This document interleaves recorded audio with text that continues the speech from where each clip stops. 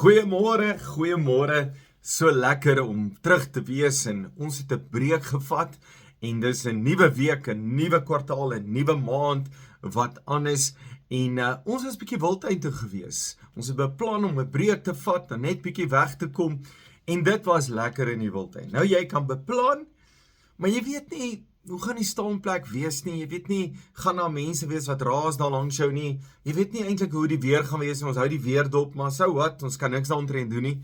Ek weet nie of ek 'n leeu of 'n luiperd of wat ons gaan kry nie, ons ry maar 'n draai en dan kyk ons dat alles reg werk, ons beplan, ek gaan stadig ry, ons ry veilig en ons doen sekere goed.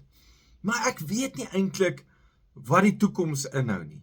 Nou, dis eintlik partykeer 'n slegte ding, en is dalk ook 'n goeie ding. Slegte ding wat ek sal nou so klein mannetjie op my tafel wil hê wat my presies sê wat môre gaan gebeur. Dit sal dalk lekker wees, maar gaan ook sleg wees, want dan gaan ek dalk verkeerde goeters hoor, goed wat ek nie wil weet nie, goed wat ek liewerste moet wegbly, wat God my eintlik bewaar dat ek nie weet wat die toekoms inhou nie. En dan kom die Here en sê, moet jou nie bekommer oor môre nie. In die bergprediking sê Jesus dit baie duidelik, moenie worry nie. Julle ken die woord worry. Moenie worry nie. Moenie worry oor die dag van môre nie. Moenie bekommerd wees nie. Weet, glo God, vertrou dat die Here gaan vir jou voorsien. Nou ek glo absoluut. Ek beplan, ons wil bietjie weggaan, ons wil rus.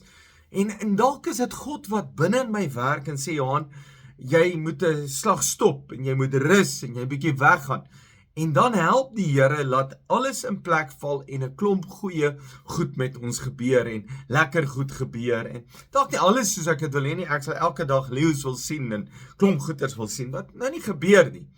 Maar ons rus. Goeie tyd gehad.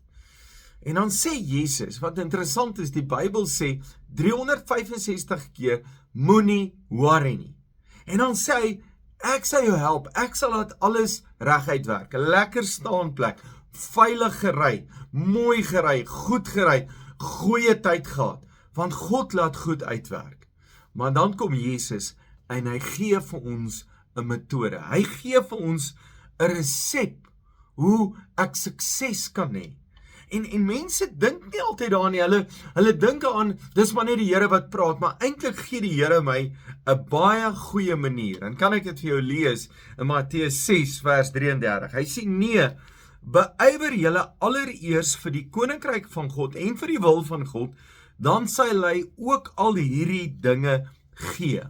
So, God weet ek wil dinge hê, ek wil rus, ek wil veilig wees, ek wil goed sien, ek wil goed beleef, goeie tyd hê, God weet dit. En dan sê hy, ek wil dit vir jou gee, maar die manier is, soek eers die koninkryk en sy wil. Wat beteken 'n koninkryk? Koninkryk is waar God regeer. Koninkryk is waar God in beheer is. Koninkryk is waar ek die Here eer, waar ek God prys, dis die koninkryk. So ek soek die koninkryk, ek soek God se wil in my lewe, ek soek God se plan in my lewe, en sy wil. Met ander woorde, ek vra Here, wat wil jy moet ek doen? Here, wat is u plan? Hoe wil jy dit moet werk? So daai twee goed soek ek in my lewe. Ek soek die koninkryk en ek soek God se wil. Ek soek God se heerskappy en ek wil vir die Here werk. Ek wil iets vir die Here doen. Wat wil die Here hê? Wat wil God hê in my lewe? Wat is sy wil in my lewe?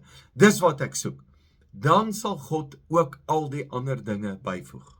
En dan sê die Here, moenie bekommerd wees nie. As God sorg vir grassade, hy sorg vir blommetjies, en hy sorg vir voeltjies, en hy sorg vir goed, hoeveel te meer gaan God nie vir my sorg, wat 'n mens is, wat sy gees binne in my woon, wat die koninkryk van God soek. So God gee vir jou 'n metode, God gee jou 'n plan, God gee vir jou 'n manier om sukses in die lewe te hê. Nie die hele tyd sy koninkryk te soek, sy heerskappy te soek in jou lewe. Nou baie mense sê vir my, God is in beheer. Ja, dan kyk ek na sy lewe en dan dink ek dink die God is in beheer van sy lewe, en glad nie, want hy luister glad nie vir die Here nie. Hy kan niks sê wat hy gedoen het wat die Here sê nie, niks, soek nie die koninkryk van God nie, soek nie die wil van die Here, en hy is bekommerd oor baie goed. Sê die Here, moet niks worry nie, maar soek eers die koninkryk van God. Allereers, beywer julle daarvoor, en vir die wil van God, al die ander dinge.